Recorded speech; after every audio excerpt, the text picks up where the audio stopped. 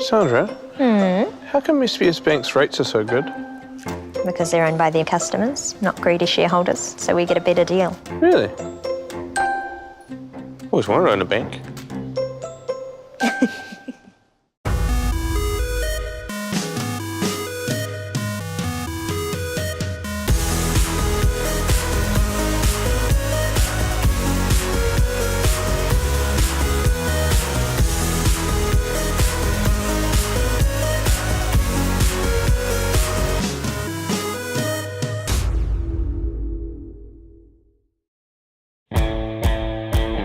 In 1956, a handful of Invercargill Cycling Club members organised a bike race in the grand European tradition. Multi-day racing, taking in everything that made bike riding in Southland great. That race has been through many evolutions, but 6 decades later, it continues. In 2016, the SBS Bank Tour of Southland celebrates its diamond anniversary as 20 teams of riders prepare to take on the roads, hills and weather of Southland, battling it out over 7 stages and 850 kilometres for the honour of being the 60th anniversary champions. This is the 2016 SBS Bank Tour of Southland.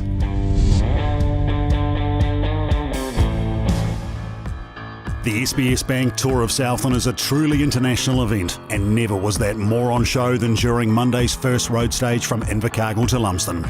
The peloton left the SIT Zero Fees velodrome bathed in Southland sunshine, and that's the way it stayed for all 170 kilometres.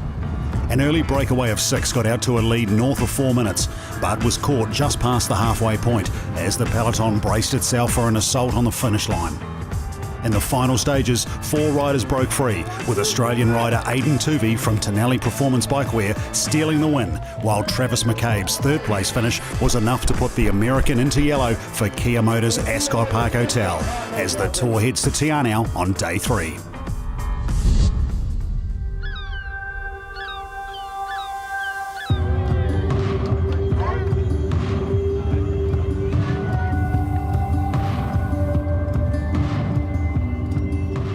It was an absolutely awesome day yesterday. I had thought about getting in the break but didn't think it was going to happen, so to pull it off and get a good buffer on the sprint ace points was pretty cool. This week there's a lot more on offer, so yep, going to have to be in contention a lot more this week. Hi Mum. We're really still targeting stages, but we've also got Ryan who's sitting well in the under 23 and overall now as well, so we'll definitely keep an eye on that. Today probably just a bit more of a conservative day because we've got 2 big days coming up after it with Coronet and Bluff. Having Coronet tomorrow allows the next stages for the wind to kind of break it up as well, so it's not over tomorrow. The race could blow apart again out to Bluff or out to Gore and stuff like that. So yeah, it's going to be an interesting race. See how it plays out. Apparently it's raining further up the road, but there's not too much wind to start with, so yeah, should be a good day.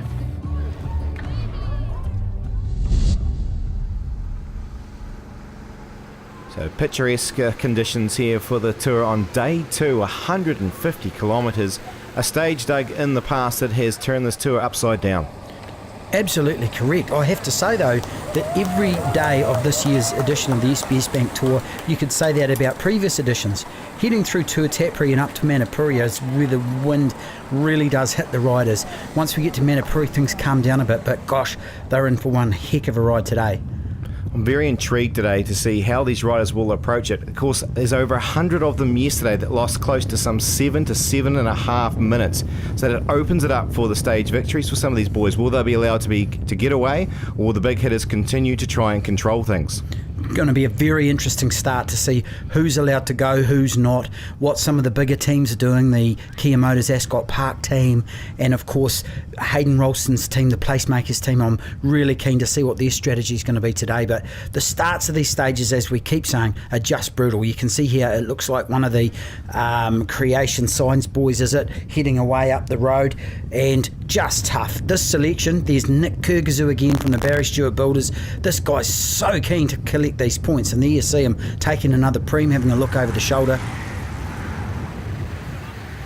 So we can see them well spread out here in the early stages, making their way across towards Colac Bay. The pressure on, as we see day in and day out in this tour, as riders try to get themselves off the front. And you can see the splits already starting to appear, Doug. This is a very, very quick section off that first hill climb, and these riders are in top gear, often spun out. But you can look at the whole field. It's actually splintering up into two main groups, with this front group going off the front of the race here. But gosh, this is an incredibly tough start again. Liam Aitchison there in the dark black colours, trying to get himself off the front. Of course, he was one of the men that lost a lot of time yesterday, a former stage winner in the tour. Here we are again with Hamish Bond. What an incredible story this guy has. An Olympic champion and world champion rower. I'm super impressed with Hamish's ride this year so far in the SBS Bank Tour. He's positioned himself well. He's in the right place at the right time. He actually looks like he's been riding a racing bike for a lot of years. Another fantastic shot here across western Southland as the riders make their way along the rolly hills along the coastline towards Tuatapere, and the gaps are emerging left, right and centre here. A lot of guys under pressure here right from the very start of the stage. Once again, it's one of the Barry Stewart Builders team running off the front. That's Morgan Smith coming from Auckland. He's having a good look over his shoulder. I'm impressed with the attitude of this Barry Stewart Builders squad, Julian. You've got Nick Kugazu in there in the green jersey. They've really come down here to race, and you can see here now, this guy's got a great gap quite quickly. Yeah, Morgan now, he's in his 5th ever tour in the south, and that's, remember when he first ever came down, he was quite green to it all, rode with the likes of Gordon McCauley, but he's come on really well over the last 5 years, done a bit of racing over in Australia, and now trying to see if he can get himself a bit of a gap. You can see him looking over his shoulder, hoping that one of these boys here might come out and join him. I must say the conditions for today's stage, when you look at the trees and the flax bushes on the side of the road, are outstanding. This is a beautiful piece of road. It's part of the Southern Scenic Route, and you can see once again it's attack. We're going to get some riders coming across here trying to get away to this boy from the Barry Stewart Builders team, Morgan Smith from Auckland. Now here we have another one of the young men in the tour this year, Sam Fitz, going off. He's got Rion Nolan there of Otago trying to get across, and in the background I could make out the likes of New Zealand representative Alex Frame. He was starting to have a bit of a look at what was going on there. We'll see in a moment hopefully that he could get himself across, but it's Rion Nolan here in the Placemakers team, of course riding for the likes of Ralston. So some interesting tactics here, Doug, and that's setting one of your teammates up the road. We talked about it at the stage start. You can see this is the chasing group now to that front duo across, as you can see at the top of the picture. But Rion Nolan, he's really digging in deep here. He's the sole representative from the Placemakers team for Hayden Ralston, and his job is going to be to make sure that this group stays away. I would say he's just probably there as an insurance policy for Hayden. There's some very interesting tactics going on here. When you look at the orange colours here, of course, of Morgan Smith, when we've said we've got Kirkazu already in the green jersey, so he's been sent up the road, a potential stage win if they can stay clear. In the meantime, he is trying to protect the points of Kirkazu for that sprint ace. Here we have Frame, of course, the jersey holder, the yellow jersey holder, his man McCabe is back in the bunch, allowing them to relax now. They don't have to be on the front. They've got one of their teammates up in front there. It's now up to the remainder of the peloton to do some of the efforts. It's always such a great feeling knowing when you're in the group and you're comfortable and you've got a representative from your squad in the breakaway. You can relax a wee bit back in the group and take on a wee bit more fluid and look after your water and so on. I see that's Jordan Gilmore as well from the Central Benchmakers team. He's across there looking after their interests. But once again, there's another group coming across, and this is another group of 3. This breakaway at the front, Julian, is actually going to double in size almost with these guys if they can get across. Yeah, a great shot there of the Swiss rider, the Netherlands rider, Jasper Haverlink, and at there, the man that's finished second 3 times in the under-23 Dutch time trial champs. So he's making full use of his time trialling ability here to join with one of the Alford riders here, one of the Alford contracting riders. We've also got one of the foods there, the Oliver Real Food Racing team members, and they're going to join up here to make a large group here and try and establish a gap on this field. Smart move by these guys, but there's still a lot of racing left yet in this stage. The inaugural Tour of Southland took place in 1956 to mark the Invercargill centenary. It was won by Otago's Calvin Hastie, who rode each day on a breakfast of steak, lamb chops, porridge, fried eggs, toast and marmalade. The early tour was 3 days long and was mainly on gravel roads.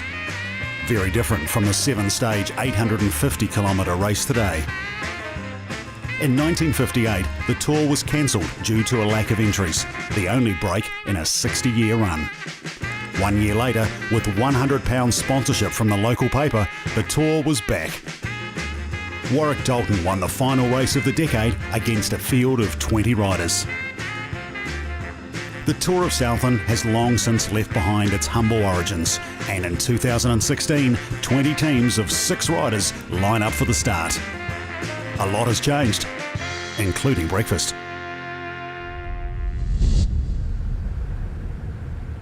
So this group now of 9 riders approaching the outskirts of Tuatapere here and lining themselves up for yet another one of the sprints on the road. As we see Frame sitting on the back, of course he's got the team with the yellow jersey here, so he's entitled to do so. But a bit of discussion, Doug, going on here with the Barry Stewart's rider. It's the great thing about cycling, you can converse with each other and your competitors on the bike. The discussion along those lines will be, I'm here as a ticket collector just to make sure everything goes well, and as a representative of the Kia Motors Ascot Park squad, things back in the peloton are reasonably sedate. There's no urgency just yet.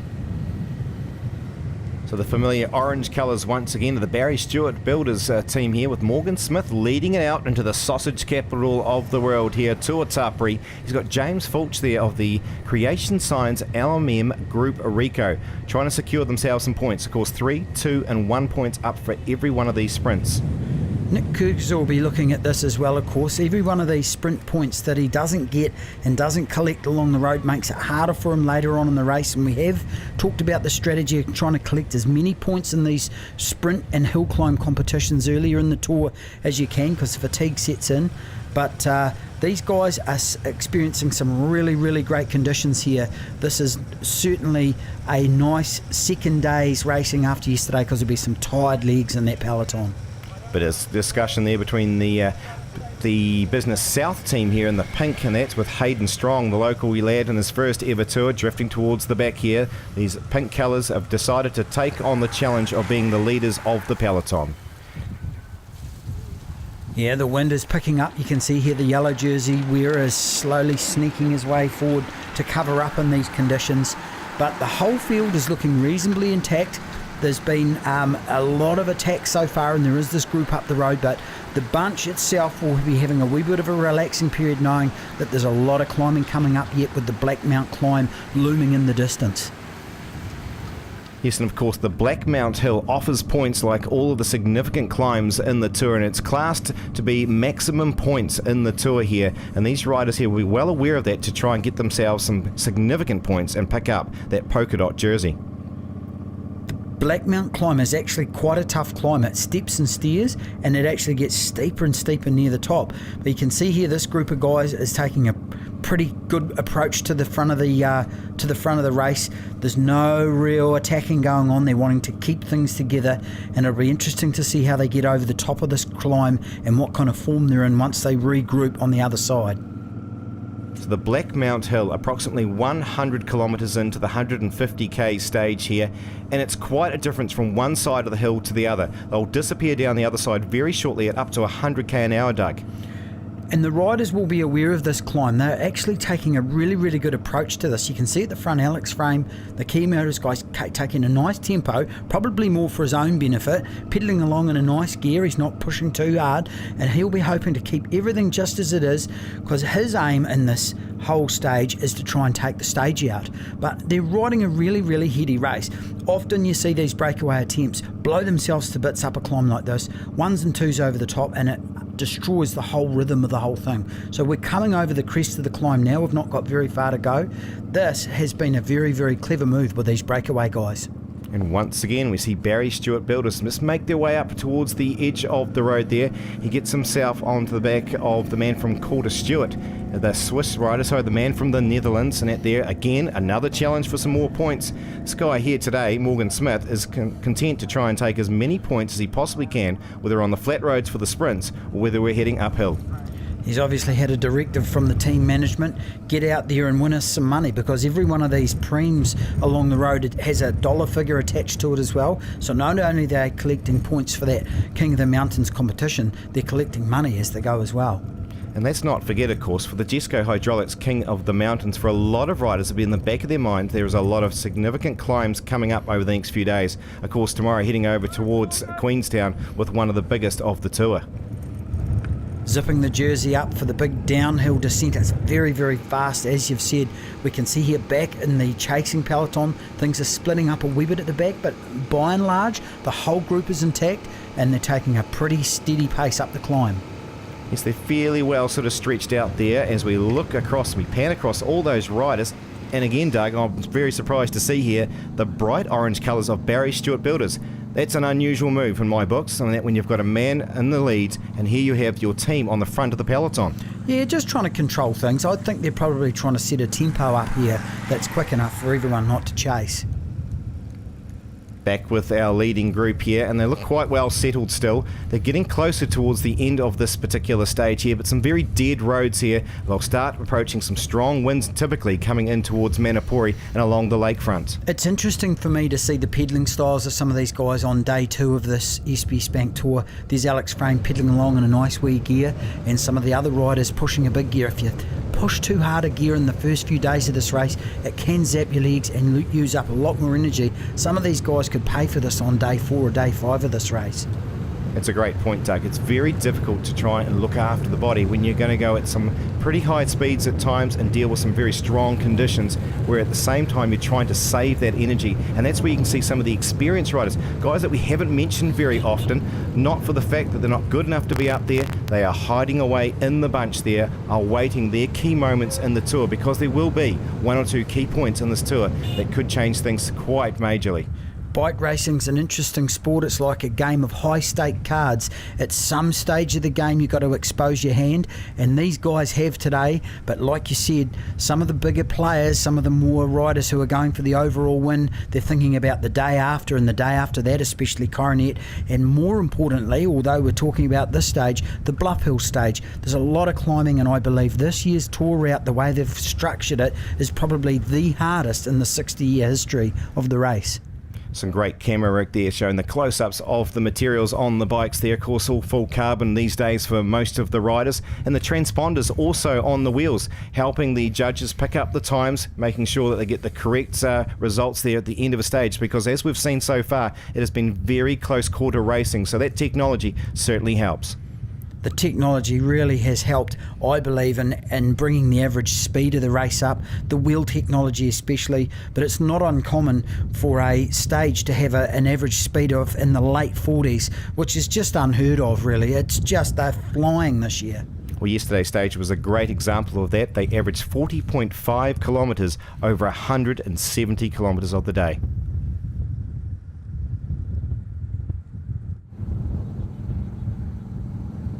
And we've talked about these guys from this Vantage Windows and Doors team, the Bond boys, Hamish and Alistair. What an incredible story for a couple of guys to come out of an elite sport like rowing with the top end gas that they have and turn up in an international style race like this and be at the front of it driving it along, Julian. I think this says an awful lot for the New Zealand rowing program, but more importantly for the physicality and the kind of guts that these guys have got. Oh, absolutely. To be able to transfer from one sport to another, and let's not forget, of course, this is their so-called downtime here, to come down and ride some 850 odd kilometres over the space of a week with some very experienced bike riders. We know they've got the fitness. It's all going to come down to tactics. Once again, the motorbike with the board on the front, you can see it's only 2 minutes and 49 seconds to that chasing group that we've just seen. So these guys have got a handy buffer. That's quite a good lead coming into Manapuri. You've got about 21 k's to go. There you can see the beautiful Lake Manapuri, but the conditions are starting to chop up a bit. There's a bit more wind, of course the wind off the lake. So these guys have still got a job to do, and it's important that they are all going to have to work together to that finish. It's often a very quick finish along here, often used over the years in some of the local tours as well for a time trial, fairly straight sort of a run through here, and now the pressure will be coming on from the main peloton of trying to shut things down. We've seen it's come down from about 4 minutes odd back at the Black Mount, now down to those couple of minutes. These front runners will be well aware of what's happening back here. Yeah, they're all in communication, of course, and they know exactly what's going on. You can see there's a bit of representation from some of the squads. That's the Mike Greer homes. They're obviously wanting to keep things in. Bit of communication. Hey, come back in on the wheel. But once again, here we are at the front of the race, and they're starting to think about the finish, these boys. They're not just rolling through like they were. You can see their Alex Frame having a stretch, and there is the Barry Stewart Builders boy. Man, this guy's been on the attack. Morgan Smith, he has just been seriously off the front all day. What an incredible ride so far. He's been extremely aggressive all throughout this particular stage here, been involved in absolutely everything, just trying to stretch the legs of these guys here as they approach the outskirts of Te Ao here, and it's going to be a big crowd as per usual, no doubt, to be watching the finish with a lot of the tourists here enjoying this fantastic experience of the SBS Bank Tour of Southland. It is always a quick finish into Te Ao, and you can see here one of the riders just sneaking off the front, having a peek over the shoulder. It's a bit of a do or die move, kamikaze. Often in these situations you're far enough out to commit, but man, he has got a gap so quickly. That looks like the figure there of Sam Phipps, the man from Team Skoda, a guy that has been in this break all day long. He's decided with about 5 kilometres out, it's a long way out here, to try and have an attempt at trying to get a gap on the remainder of this breakaway group. He's trying to get himself home. This is his third ever tour he's been involved in here to try and get himself a stage victory. He is seriously pumping a big gear. You can see there the action of the pedal is really quite a lot slower. He'll be getting a bit more fatigued. The kids are already at the finish. Sam Phipps is coming into the lakefront. He's got a hard left-hand corner coming up shortly, which he's going to have to be quite careful about. But there's another rider bridging across here. Sam Phipps is going to have to seriously dig it in to stay away. It looks like the rider from Calder Stewart trying to get himself across the gap. Let's not forget about Alex Frame. He was only 25 seconds down on the yellow jersey coming into this stage, so he's still got a lot to race for, whereas these boys lost a lot of time yesterday. They just want the stage victory. They want to add something to their palmares and show that they are outstanding riders. Sam Phipps, he is giving it absolute everything now. He is going to stay away for this finish, I believe. What an incredible ride from the rider from Rotorua. Sam Phipps riding for the Team Skoda Racing Squad. He's got about 150 metres left to go. He has buried himself today for this stage, and he is going to remember this for a long time. It's a great finish into Te Ao. There's great support, and he has really ridden himself into the ground for this. This is an extremely strong performance. This young man is going to get himself a stage victory here, and that as he makes his way down to the last 300 to 400 metres, he is giving it absolute death. He has another look over the shoulder as they grasp the number 2 rider there on the road and get themselves set up to try and shut down the gap, but I think they're going to run out of real estate here, Doug. Yes, the big question is whether Sam Phipps is going to hang on, because this is a fast finishing breakaway, but I think he's got enough in the tank over the Judder Bar. He'll come up to the finish, get ready to put his hands in the air. What an incredible stage win here for Sam Phipps from the Team Skoda Racing Squad. Alex Frame secures second spot and potentially the yellow jersey, while Rion managed to get himself into third for the Placemakers team. These riders have had an outstanding ride for the day. It's been a big day out, and here's the man in the yellow jersey who's going to try and lead them in here, McCabe of the United States. He's got James Williamson starting to come up onto his shoulder as well, and there's Tuvey in the pink jersey. So the big hitters come in some 1 minute later on those leading group of 9 riders here to finish a big day's racing into Te Ao of 150k. Alex Frame does enough today to take himself a yellow jersey. There's SBS Bank Tour of Southland, but the story shows only 1 minute covering the top 5 in this year's tour after day 2. The Harcourt Sprint Ace continues to see the young man from Southland on 29 points, Nick Kirkusu of the Barry Stewart Builders.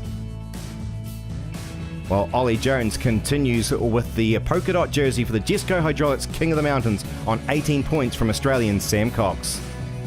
Aidan Tuvey, after another fine ride in the peloton, continues to lead in the Henderson Construction under 23. While the Christchurch man Rion Nolan puts onto his shoulders the Stonewood Homes silver jersey, 45 seconds over Stuart Holder. After an aggressive day on the front, Morgan Smith, deservedly so, gets the Southland Times most aggressive rider. While the Kia Motors Ascot Park Hotel team continue to dominate with 1 minute 15 over PowerNet and Placemakers at 2:31. With a headwind before Blackmount, riding at 20k an hour, it was really hard work, constantly on the pedals. just not feeling good at all. So it's amazing. This is something I've always dreamt of, is to win a stage of Southland. It's not going to sink in for a while, I don't think, but it's amazing. Yeah. I was just pretty happy. I was shutting moves down, covering moves at the start of the race, and I thought, to be honest, that was my day gone. And I just the fellow that won the stage, I just jumped on his wheel when he bridged across and got a free ride across. So it was just right place, right time.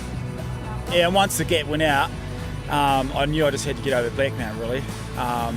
And then I knew also I might be able to steal the silver jersey for the old fellas race. Not that I'm going for it, but I'll put it on if I do get it, you know what I mean? We got 3 guys that were in the main bunch, Taylor, Travis and Steve. They're all real good climbers, so they're all on sort of bunch time pretty much for heading into tomorrow's hilltop finish, and that's really good for us for GC, and that's what we wanted to do. So then our team didn't have to ride, I was in the break. They just got to sit in the wheels and just chill all the way to Tiana. Follow the action from this historic race all week with live race updates, full results and pictures at www.tourofsouthland.com.